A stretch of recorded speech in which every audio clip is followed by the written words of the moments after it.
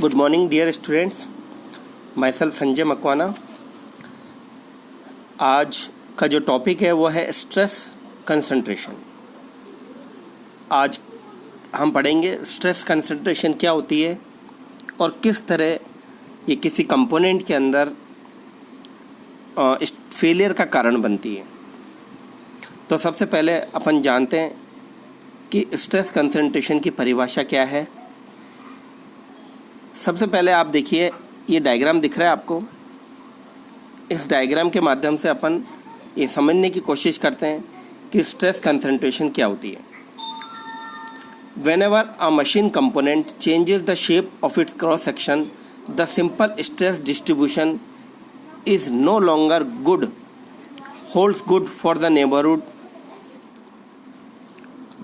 Whenever a machine component changes the shape of its cross section, the simple stress distribution no longer holds good for the neighborhood of the discontinuity is different.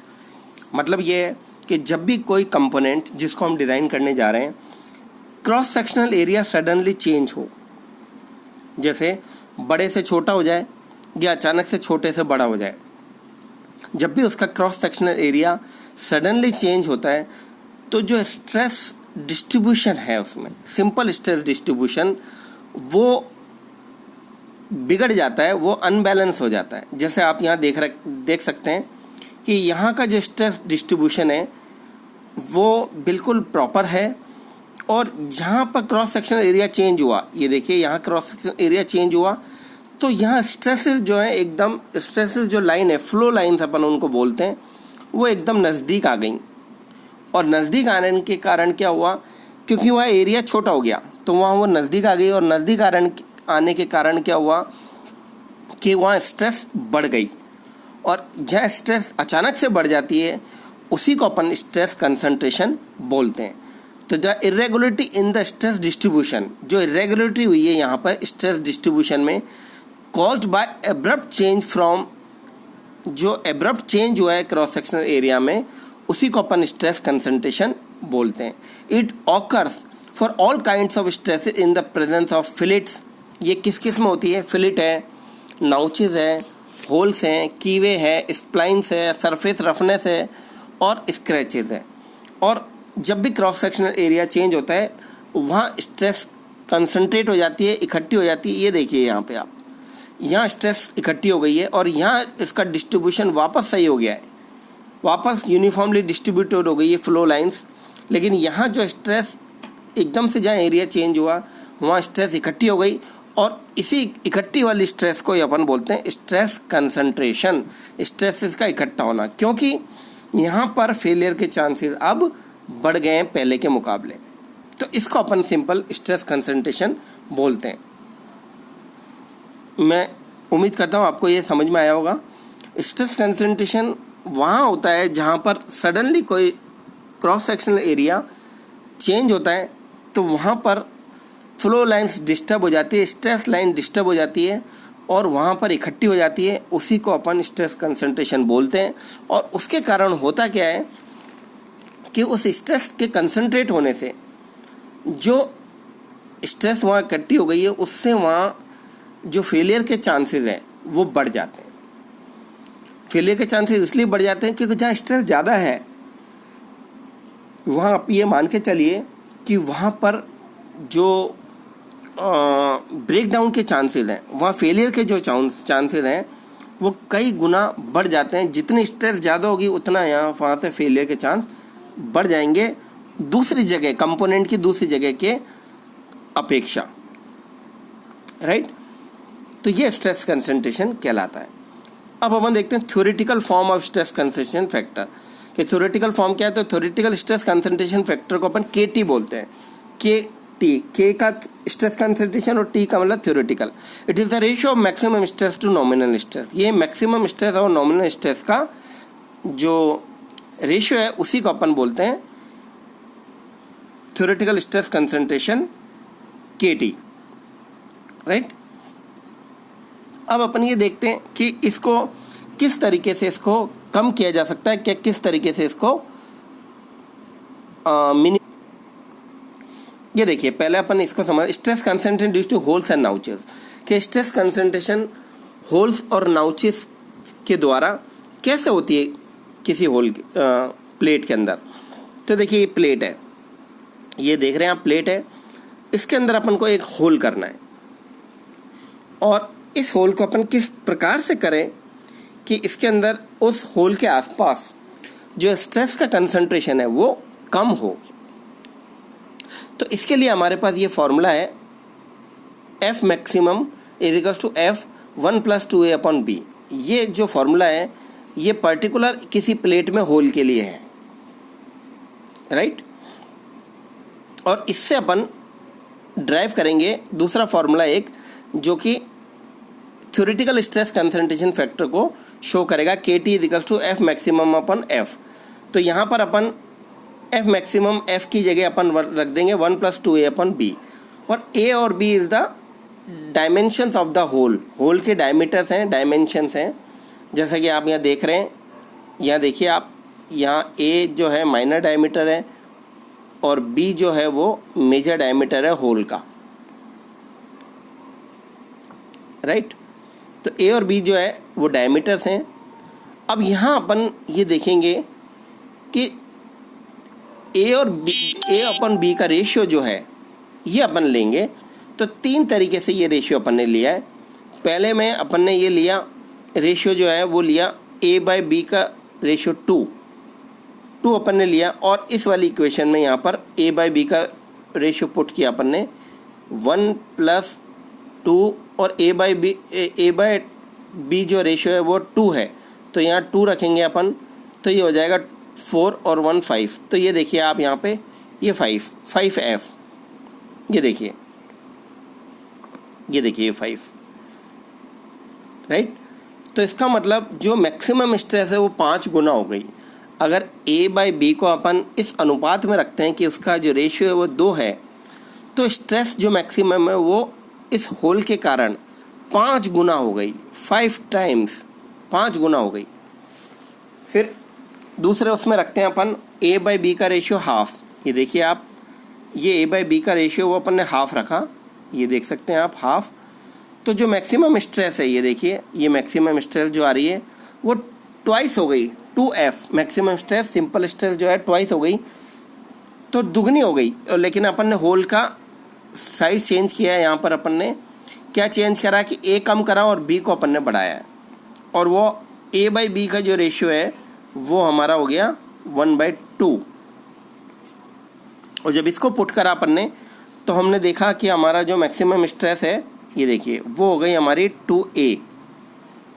और इसी प्रकार कि जब हम ratio को और change करें, A/B का रेशियो हमने 1 रखा, ये देखिए 1, तो हम देखते हैं कि जो मैक्सिमम स्ट्रेस है वो 3 टाइम्स हो गई। इसका मतलब ये है कि 3 तरीके से अपन ने होल को प्लेट में किया, और 3 तरीके से जब होल को प्लेट में करा अपन ने, तो हमने देखा कि अलग अलग तरह के स्ट्रेस, मैक्सिमम स्ट्रेस डेवलप हुई, और उससे सबसे कम है वो ये वाली है, ये देखिए ये सबसे कम है, ट्वाइस। इसका मतलब अगर अपन होल को इस फॉर्म में करें प्लेट के अंदर, तो जो स्ट्रेस कंसंट्रेशन है वो सबसे कम होगा, और अगर इस फॉर्म में करें तो सबसे ज़्यादा होगा। तो इस तरीके से हमारे को पता लगा कि स्ट्रेस कंसंट्रेशन होल की वजह से किस तरह प्रभावित होता है, और स्ट्रेस कंसंट्रेशन कैसे होती है होल के कारण। इसी प्रकार जैसे हमने ये देखा, इसी प्रकार हम देखेंगे कि नाउचेस के थ्रू कैसे होती है। तो नाउचेस का फॉर्मूला ये रहा, ये नाउच के लिए, नाउच अपन इसको बोलते हैं, जहाँ R रेडियस है, A distance from the edge है टू द नाउच, और ये हमारा थ्योरेटिकल स्ट्रेस कंसंट्रेशन फैक्टर है F maximum is equal to F1 + 2A/R। यहाँ जो A/R का रेशियो है वो हम पुट करेंगे और इनकी वैल्यूज निकालेंगे। तो ये भी उसी फैशन में होगा जैसे अभी अपन ने होल का देखा। इसी प्रकार से अपन इसको नाउच का देखेंगे और इसकी वैल्यूज़ को निकालेंगे, और ये पता लगाने की कोशिश करेंगे कि नाउच का डिस्टेंस और डायमीटर कितना रखा जाए, रेडियस कितना रखा जाए कि स्ट्रेस कंसंट्रेशन को कम किया जा सके। अब जो नेक्स्ट है वो है हमारा methods of reducing stress concentration, कि कौन कौन से मेथड्स हैं जो स्ट्रेस कंसंट्रेशन को रिड्यूस करते हैं। देखिए, स्ट्रेस कंसंट्रेशन को अपन पूरी तरह ख़त्म नहीं कर सकते, इसको मिनिमाइज़ कर सकते हैं। और इसको बोलते हैं मिटिगेशन। और इसको मिनिमाइज़ करने के हमारे पास मेथड्स हैं, जिसको अपन देखेंगे कि what are the different methods of reducing the stress concentration. तो ये देखिए, ये हमारे पास डिफरेंट मेथड्स हैं। तो इसमें सबसे पहले देखिए आप, ये कोई क्रॉस सेक्शनल एरिया है, ये कोई क्रॉस सेक्शनल एरिया है, ये देखिए। और इस क्रॉस सेक्शनल एरिया में अगर अपन सडनली चेंज कर दिया, यहाँ देखिए आप सडनली चेंज किया है, तो इसको अगर अपन, तो ये स्ट्रेस कंसंट्रेशन पुअर है, ये पुअर स्ट्रेस कंसंट्रेशन है। और इसी को अगर अपन थोड़ा ग्रेजुअली करें, धीरे धीरे करें, तो ये गुड है, ये सही है। ये पर्टिकुलर क्रॉस सेक्शन अपन ने एरिया चेंज किया। और ये देखिए यहाँ पर और इसको स्मूथली करने की कोशिश करी, तो ये प्रिफर्ड है और ये सबसे बेहतरीन है जो अपन ने इसमें नाउचेस भी बना दिए। तो ये स्ट्रेस कंसंट्रेशन और इसकी फ्लो लाइन से और मेंटेन्ड हो गई, तो ये सबसे बढ़िया है, ये वाला, ये सबसे बढ़िया है। उसी प्रकार से ये देखिए, ये किसी स्टेप वाली शाफ्ट के अंदर एकदम से जब स्टेप काटा हुआ है तो स्ट्रेस कंसंट्रेशन बिल्कुल ख़राब है ये। फिर इसको थोड़ा इम्प्रूव करा गया, तो इसमें एक नाउच बना दिया, ये देखिए नाउच बना हुआ है इसमें, ये रहा, ये नाउच बना हुआ है, तो इससे ये गुड हो गया। और इसके साथ ही नाउच अगर अपन ने यहाँ बना दिया साइड के अंदर, तो ये प्रिफर्ड हो गया, ये और बढ़िया हो गया। तो ये इस तरीके से अपन ने इसको कम किया स्ट्रेस कंसंट्रेशन को। फिर एक बहुत बढ़िया एग्जांपल है, ये देखिए यहाँ पर अपन ने एक होल किया था तो स्ट्रेस कंसंट्रेशन हुआ।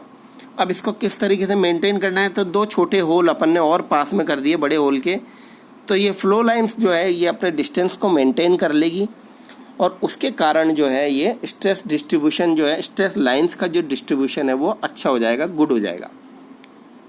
इसी प्रकार से जब हमारे पास कोई थ्रेड वाला एरिया है जिसमें चूड़ियाँ कटी है, ये देखिए आप, ये पुअर है, इसमें डायरेक्ट थ्रेड काट दी अपन ने शैंक के ख़त्म होने के बाद, और यहाँ अपन ने एक ग्रूव दिया, तो इससे ये थोड़ा सा सुधरा, क्योंकि यहाँ डिस्ट्रीब्यूशन जो लाइन है स्ट्रेस की वो थोड़ी सी अच्छी हो गई।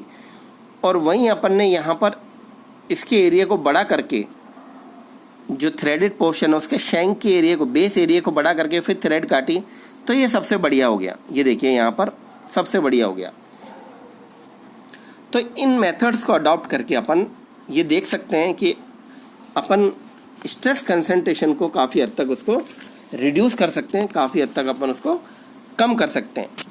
क्योंकि स्ट्रेस कंसंट्रेशन को सिर्फ कम ही किया जा सकता है, ख़त्म नहीं किया जा सकता। तो जो मेथड्स हैं उसको अपन को थोड़ा सा ध्यान से देखना पड़ेगा कि कौन कौन से जो मेथड्स हैं जो स्ट्रेस कंसंट्रेशन को अपन को रिड्यूस करते हैं और उसको मिनिमाइज़ करते हैं। जैसे मैंने आपको बताया कि जब भी जो नाउचेज हैं, फिलिट्स हैं, इनके आसपास बहुत ज़्यादा स्ट्रेस कंसंट्रेट होती है, तो इनको कम करने के लिए हम नाउचेज का शेप बदल देते हैं, ग्रूव बना देते हैं। जैसे इस पर यहाँ पर हमने फर्स्ट इसमें क्या करा, सडनली चेंज हुआ एरिया, तो हमने इसको स्मूथली किया, फिर और ज़्यादा ग्रेजुअली एरिया चेंज किया, तो ये प्रेफर्ड हो गया, ये बहुत बढ़िया इसका हो गया। और नाउच भी बना दिए उसमें हमने। यहाँ देख सकते हैं आप, इस शाफ्ट के अंदर, स्टेप शाफ्ट के अंदर अपन ने एक ग्रूव यहाँ बनाया था और फिर उस ग्रूव को अपन यहाँ ट्रांसफ़र करा, तो इससे डिस्ट्रीब्यूशन ऑफ लाइंस जो है स्ट्रेस की वो बहुत अच्छी हो गई, और जिसके कारण क्या है कि स्ट्रेस डिस्ट्रीब्यूशन अच्छा हो गया। यहाँ देख सकते हैं आप, यहाँ हमने क्या किया था कि एक होल था, इस होल में हमने होल किया किसी सिलेंड्रिकल पार्ट में, तो इसके चारों तरफ स्ट्रेस डेवलप हो गई। तो उसको कम करने के लिए, स्ट्रेस डिस्ट्रीब्यूशन लाइन को सिमिलर बनाने के लिए, गैप उसके बीच में मेंटेन करने के लिए हमने दो छोटे होल और कर दिए। ये देखिए, ये दो छोटे होल हैं, ये हमने और कर दिए, जिससे जो स्पेस है फ्लो लाइंस के बीच में, स्ट्रेस लाइन या फ्लो लाइंस कुछ भी कह सकते हैं अपन उसको, उसका स्पेस मेंटेन हो जाएगा, और जिससे कि फेलियर के चांसेस उसमें कम हो जाएंगे। उस होल से फेलियर जो चालू होने वाला है वो कम हो जाएंगे। और इसी प्रकार से अपन ने यहाँ पर ये थ्रेड वाले पोर्शन का बताया है कि थ्रेड वाले पोर्शन का अपन बेस वाला जो सिलेंड्रिकल मेंबर है इसको अपन ज़्यादा डायमीटर का बनाएंगे और उसके ऊपर थ्रेड कट करेंगे, जिससे कि जो डिस्ट्रीब्यूशन लाइन है देख सकते हैं आप, वो सिमिलर रहे, स्ट्रेट रहे, और उसकी वजह से स्ट्रेस यहाँ पर कंसंट्रेट नहीं हो पाए और उसकी वजह से यहाँ पर फेलियर के चांसेस ना बने। क्योंकि आपको पता है कि थ्रेड वाले पोर्शन में बहुत ज़्यादा फेलियर होता है, बहुत ज़्यादा फेलियर के चांस बनते हैं because of the weakness, because of the cutting of threads, because of the weakness of shank. तो इसकी वजह से बहुत ज़्यादा चांसेस फेलियर के बनते हैं। तो उसको रिड्यूस करने का, अपन को मिटिगेट करने का हमारे को ये मेथड्स अडॉप्ट करने पड़ेंगे, जिससे कि अपन स्ट्रेस कंसंट्रेशन को कम करें। तो ये कुछ मेथड्स हैं। मैं उम्मीद करता हूँ कि आपको ये मेथड समझ में आए होंगे कि किस तरीके से अपन इसको यूज़ करते हैं, किस तरीके से अपन इसको अप्लाई करते हैं। तो आप एक बार इसको और देखिएगा, और कोई आपको प्रॉब्लम नज़र आती है तो you can discuss with me. बहुत बहुत धन्यवाद। Thank you very much.